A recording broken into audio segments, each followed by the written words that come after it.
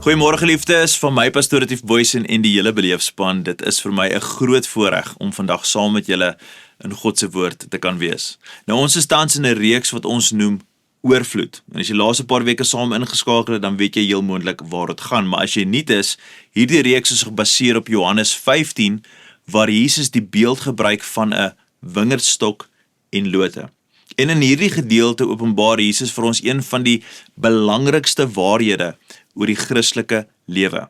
En dit is dat God het ons gered om vrug te dra. Hy het ons nie gered net om hemel toe te kan gaan nie, net om kerk toe te kan gaan nie, net om meer kennis van God te versamel en te hê nie, maar om 'n lewe te leef wat vrug dra. Nou, voordat ons verder aangaan, moet ek net iets baie belangrik, net vir julle, ek wil 'n bietjie van 'n recap doen. Ons moet onthou oor wanneer Jesus hierdie woorde sê. Dis nogal vir my besonders. Johannes 15 gebeur net ure voordat Jesus gearresteer word. En in Johannes 18 dan word hy gevang en in Johannes 19 word hy gekruisig. Met ander woorde, wat vir my so besonders is van hierdie Johannes 15 gedeelte, wanneer Jesus hierdie lering bring, hierdie gelykenis vertel, weet hy reeds wat vir hom wag. Hy weet die kruis is net ure weg en hy weet sy disippels gaan binnekort in 'n wêreld wees sonder hom, waar hy nie meer fisies by hulle is nie. En in daardie laaste ure kies Jesus baie doelbewus om vir hulle iets te leer. Nie oor organisasie nie oor strategie nie oor programme nie. Hy leer hulle oor vrug dra. Kom ons lees gou saam Johannes 15 vers 1 tot 2 vers 5 en 8.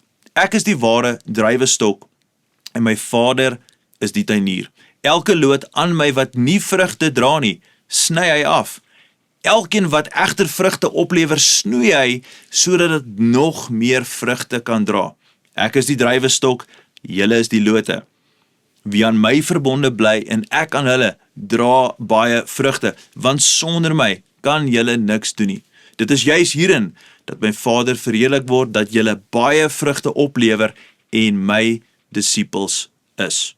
Nou geliefde, laasweek as jy die boodskap geluister het, Caleb vir ons gewys dat Jesus vir ons 4 vlakke van vrug dra beskryf. Daar is die eerste een, jy kan 'n gelowige wees wat geen vrug dra nie, dan kan jy vrug dra, dan kan ons gaan na meer vrug toe en dan 4de vlak is baie vrug.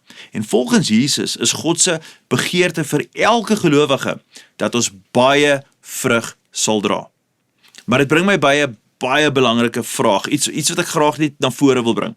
Wat gebeur wanneer 'n gelowige ophou vrug dra? Wat doen God wanneer ons begin afdwaal? Wat doen God wanneer ons teen sy plan begin werk? Wat doen God wanneer ek en jy as gelowige soms in 'n seisoen is waar ons vasval? Nou die geheim wat Jesus in Johannes 15 openbaar is hierdie. En is jy reg daarvoor? God los nie sy kinders alleen wanneer hulle afdwaal nie. God tree in. Ek dink die beginsel is eenvoudig. Wanneer ons kies om ons lewens te mors deur sonde, sal God inmeng deur dissipline om ons terug te bring na 'n lewe wat vrug dra. Maar ek en jy, geliefde, ons moet iets belangriks verstaan. Die Bybelse woord vir hierdie proses is dissipline. En dissipline beteken nie straf nie, dit beteken eintlik herstel. Dis die Vader se liefdevolle manier om ons te help wanneer ons begin afdwaal. Nou ek wil vandag kyk na 3 beginsels, 3 gedagtes van hoe God te werk gaan met ons wanneer ons nie vrug produseer nie. Die eerste gedagte, die eerste gedeelte, vra die vraag, wat doen die tuinier met die onvrugbare loot? Kom ons kyk weer na Johannes 15 vers 2. Jesus sê, elke loot aan my wat nie vrugte dra nie, sny hy af. Nou, geliefde, hier is waar ons baie versigtig moet wees om die teks net reg te verstaan. Die woord wat hier vertaal word as sny af, kom van die Griekse woord airo. En hierdie woord beteken baie keer om op te lig, om op te tel, of om weg te neem van waar dit lê. Met ander woorde, dit dra die betekenis van optel en herstel en nie, dis belangrik om hierdie te hoor, nie afkap en weggooi nie. En dit maak sin as jy verstaan eintlik hoe 'n wingerd werk. Wanneer 'n loot in 'n wingerd begin groei, gebeur dit baie maklik dat die jong loot afval en dan groei hy af na die grond se rigting. En wanneer dit dan op die grond lê, raak dit vol stof, dit kry min son, insekte kan dit daar aanval en baie gou begin daardie loot op 'n vrugdraad, dit verdroog en dis gevaarlik, dit kan doodgaan daar. Nou dink baie mense, dan sal die wingerdboer kom tog en hy sal daai loot net afkap, nee, want hy produseer nie meer nie. Maar dis nie hoe dit werk nie. Omdat daardie loot aan die wingerdstok verbind is dit te kosbaar om eenvoudig net af te sny. So wat doen die wingerdboer? Hy buk af, hy lig die loot op, hy maak die blare skoon en dan bind hy dit weer vas aan die draad. Dis nou die draad wat tussen die twee pale gespan word waarop die wingerdboer dan hy lote weer draai of hak sodat hulle weer kan sonlig kry, nê? Kan uitkom waar hulle moet floreer. En wanneer die loot weer op die draad is, dan kan dit weer groei. En dit begin weer vrug dra. En dis Jesus wat sê, dis presies hoe die Vader met ons werk. Wanneer 'n gelowige afdwaal, God gooi hom nie weg nie. Die Vader, hy buk af, hy lig ons op en hy maak skoon. En hy plaas ons weer waar ons bedoel is om te wees. En ek wil hê jy moet hierdie hoor. Ek wil hê jy moet dit hoor en dit moet vir jou hoop kan gee. As God jou optel, beteken dit nie jy is verwerp nie. Dit beteken eintlik, en hierdie is krities om te behoor, dit beteken jy is kosbaar vir hom. Nou, ek wil vinnig 'n belangrike ding net uitlig in hierdie teks, 'n detail wat vir my uitstaan. Die teks sê 'n loot aan my wat nie vrugte dra nie. Met ander woorde, dit is 'n loot aan hom, verbind aan Christus. Dis 'n loot wat in verhouding is met die wingerdstok. In Johannes 15, hierdie hele hoofstuk is nie primêre reddingsgedeelte nie, dis 'n vrugdra gedeelte. God se fokus hier vir my en vir jou gaan oor hoe beweeg hy gelowiges van geen vrug na meer vrug en na baie vrug. Bring ons by ons tweede gedeelte. Wat gebeur wanneer 'n gelowige aanhou afdwaal en nie vrug dra nie? Wel, wat gebeur as God verhoog dan sy dissipline? Kyk gou wat sê die skrif, en ek wil hê ons moet dit nou in konteks hoor, en hierdie is nogal 'n lang gedeelte, so nou moet jy fokus. Hebreërs 12 van vers 5 tot 11 sê, julle het ook vergeet van die aanmoediging wat tot julle as kinders van God gerig word. My kind, moet dit nie gering ag as die Here jou tug nie, en moenie mismoedig word as hy jou teregwys nie, want die Here tug hom wat hy liefhet. Hy straf elkeen wat hy as kind aanneem. Verdra die tug as opvoeding, want God behandel julle as sy kinders. Is daar miskien 'n kind wat nie deur sy vader getug word nie? As julle nie getug word soos al die ander nie, dan is julle nie werklik sy kinders nie. Verder, ons het ons aardse vaders gehad wat ons tog getug het, en ons het vir hulle eerbied gehad. Sal ons dan nie nog des te meer aan die hemelse Vader onderwerp en lewe nie? Ons vaders het ons wel 'n kort tydjie na hulle goeddinke getug, maar hy tug ons tot ons beswil sodat ons in sy heiligheid mag deel. Wanneer ons getug word, lyk die tug op daardie oomblik na iets nie om oor bly te wees nie, maar om oor te huil. Later lewer dit egter vir die wat daardeur gevorm is, 'n goeie vrug, vrede, omdat hulle gehoorsaam is aan die wil van God. Geliefde, ek weet dit is 'n lang gedeelte, maar hier is die kern van wat ons nou net gelees het. God se tug is volgens vers 6, is liefde. Vers 7 en 8 leer vir ons is 'n bewys van kindskap. Vers 10, dit is tot ons beswil hoekom ons getug word, en vers 11 gee vir ons die doel. Dit gaan oor vrug. En nou wil ek dit vir ons net baie prakties maak. Daar is 3 vlakke van herstellende dissipline wat ons raak sien hier in Hebreërs 12. En dit help ons om ons eie lewens eintlik maar net beter te kan lees. Vlak 1 praat van vermaning. Engels praat van rebuke. Daar is vers 5. Wat is dit? Dit is 'n verbale waarskuwing. God praat met jou, hy oortuig jou deur sy woord. Hy trek aan jou hart. Hy wys jou eintlik, hy sê my kind, stop. Keer om, kom terug, moenie dit doen nie. Ons sien eintlik hierdie beginsel van vermaning baie duidelik in Matteus 18 vers 15 tot 20. Jesus sê, as jou broer teen jou sondig, gaan praat met hom. Met ander woorde, gaan en bring dit onder sy of haar aandag, en as daardie persoon luister, dan is daar herstel. Hy gaan wel aan deur te sê, Jesus sê, maar as die persoon nie luister nie, vat nog 'n gelowige saam. En as hulle steeds weier, neem dit dan verder, gaan meer stappe. Hoekom sê Jesus dit? Hoekom leer hy vir ons dit? Hy sê, want die hart van Matteus 18 gaan oor een ding, dit gaan oor herstel. Dis liefde eintlik in die oortreffende trap. Dis 'n kompas wat vir my en vir jou wys, hier is die pad terug na vrugbaarheid. Die tweede vlak van dissipline is tugtiging. Die Engelse woord praat van chastising of chastisement, vers 6 en 11. Dit sê as iemand nie luister nie, verhoog God sy dissipline. Nou, hier raak dit eintlik 'n bietjie meer intens vir ons. Hebreërs 12 sê eintlik, dit kan pynlik wees volgens vers 11.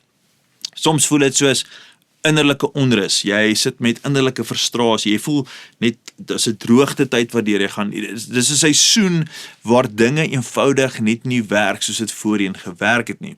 Nou iets wat ons nou nie hier moet mis nie, dis belangrik. Soms is God se tug nie God wat jou wegstoot nie, dis God wat jou eintlik net stop.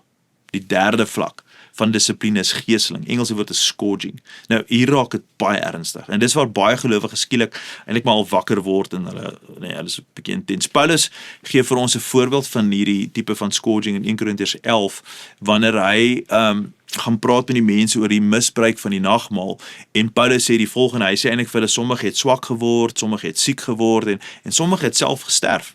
Dit wys vir ons, God se dissipline kan selfs fisiese gevolge hê. Ek weet nie of jy dit glo nie of nie, maar ek glo dit. Nie omdat God wreed is nie, maar omdat hy eintlik heilig is, en omdat hy 'n Vader is wat sy kinders red, al moet hy soms net hard met ons werk en net vir ons sê, hy stop. Geliefde, God se tug verminder sonde in jou lewe. Soos jy groei in vrugbaarheid, word sonde minder. Met ander woorde, en hier is belangrik, hoe vinniger ek en jy reageer op vlak 1 se vorm van dissipline, hoe minder hoef jy vlak 2 en vlak 3 te ervaar.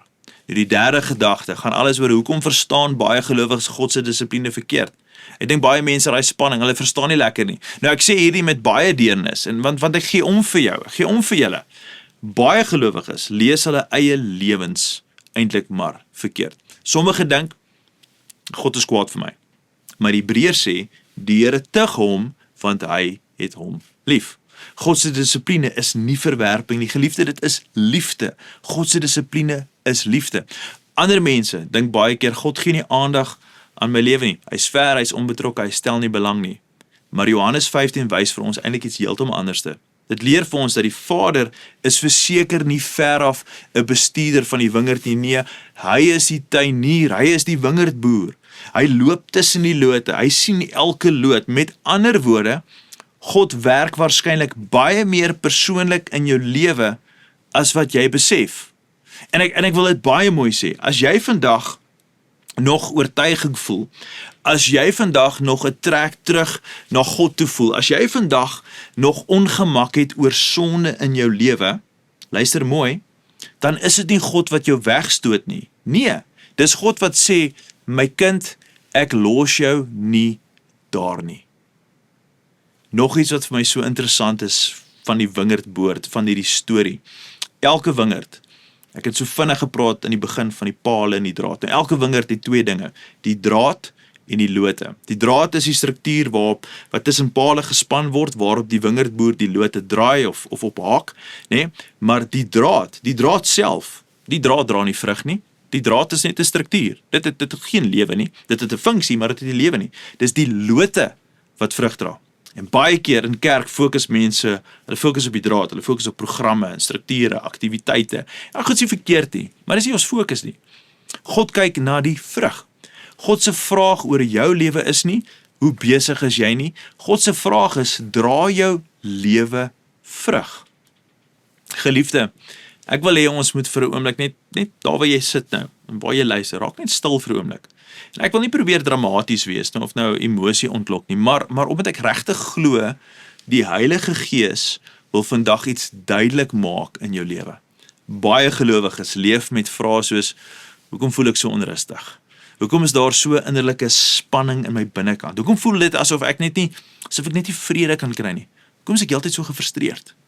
Party mense, hulle reaksie, hulle antwoorde, hulle redenasie is dinge soos, wel, dis net die lewe is taaf, jy weet nie, ons is maar besig, dis net stres, dis net hoe ek is, so gebore, so glad staan. Maar wat as dit nie net stres is nie?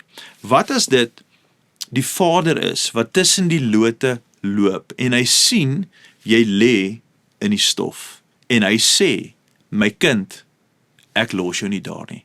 Kan dit wees dat God jou al 'n ruk lank besig is om te vermaan? Hy is al 'n ruk lank besig om jou te dissiplineer. Daardie oomblikke waar jy geweet het, jy moet ophou. Ek moet regmaak, ek moet terugkom, ek moet terugdraai. Maar jy jou aanhou uitstel, en jy stel uit, en jy stel uit. Kan dit wees dat God jou al begin tugtig? Daardie seisoene waar dit voel, jy verloor jou vrede, jy verloor jou vreugde, jy raak geestelik droog, en jy kan nie verstaan hoekom nie. En ek sê hierdie, wat ek nou sê met absolute liefde en deernis, kan dit wees, dat party van jou moeilikheid, nie 'n teken is dat God jou haat nie, maar 'n teken is dat God jou eintlik lief het. Want Hebreërs 12 het vir ons geleer dat God tug sy kinders. En as God jou vandag nog roep, as hy jou vandag nog aanspreek, dan is dit die grootste bewys dat hy nie met jou klaar is nie. So hier is die vraag wat ons moet oorweeg. Waarmee is God besig in my lewe?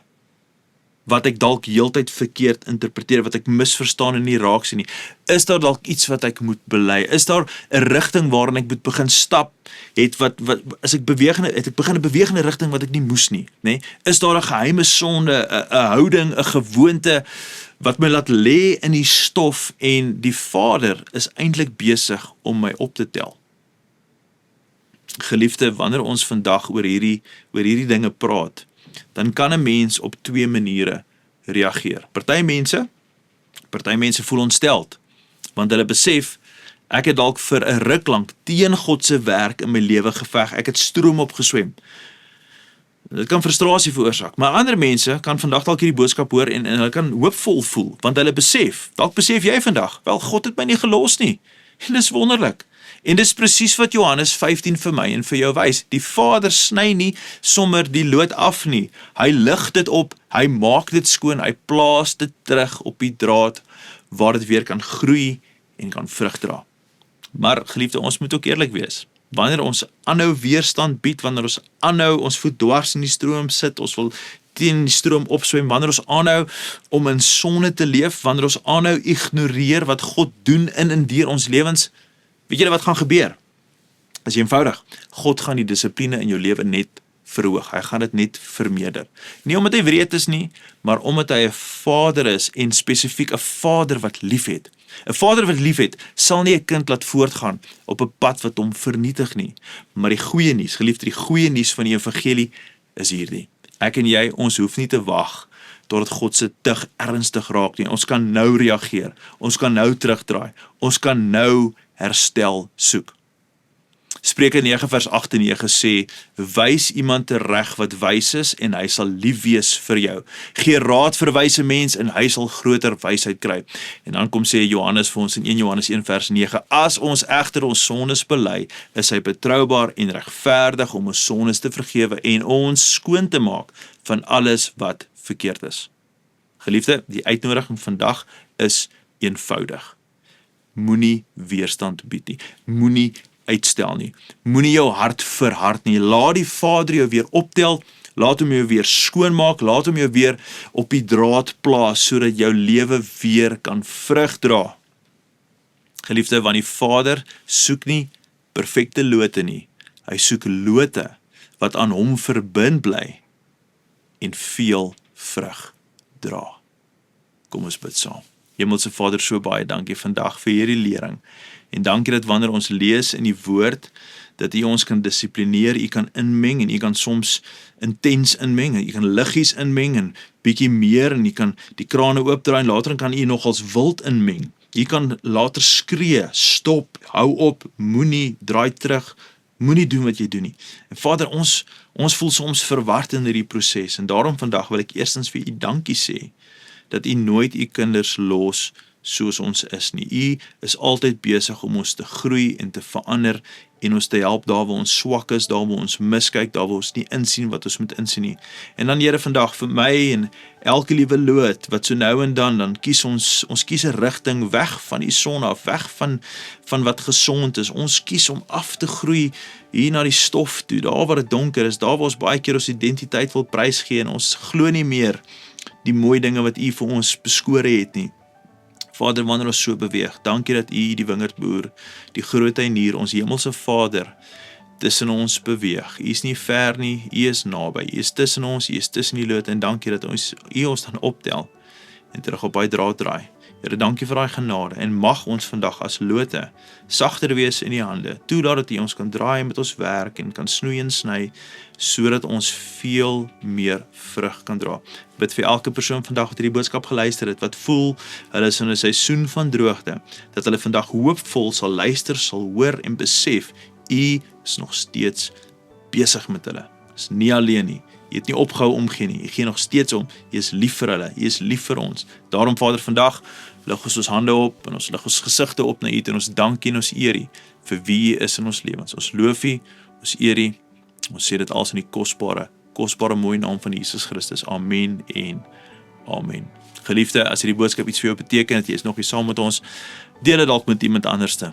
En as jy in daai droogte seisoen is, weet dat God is nog nie klaar met jou nie. Gaan in vrede. Totsiens.